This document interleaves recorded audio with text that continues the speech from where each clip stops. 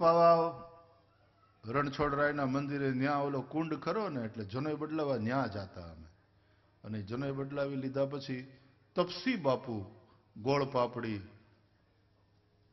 અને કાકડીને બધું ખવડાવતા. તપસી બાપુ એ તો પછી બાપુ એક એવો દિવ્ય સાધુડો આપણી વચ્ચે અત્યારે નથી. છેલ્લે છેલ્લે એના જે ટીકડા ખાધા હતા ને એ ટીકડાના ઋણની કથા મેં પછી ત્યાં કરી લીધી તપોવન ટેકરી ઉપર. એક રામકથા કરી લીધી. તો બાપુ આ તમારા ટીકડા ખાધા હતા એની કથા. અને બાપુએ તેવું એ કઈ 9 તુલા ભેગી કરી હતી ને એવું કહેતા તપસી બાપુ.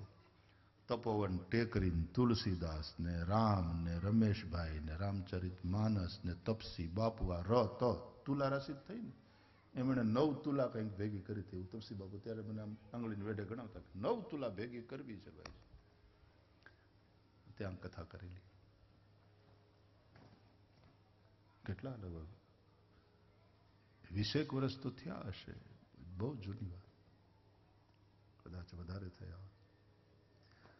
તો તપસી બાપુ ગોળ પાપડી ને કાકડી ને બધું ખવડાવતા. જનોય બદલ્યા પછી પ્રસાદ લેતા અમે પીપાવામાં કુંડે નાય ન્યા જ કિનારે જનોય બદલી.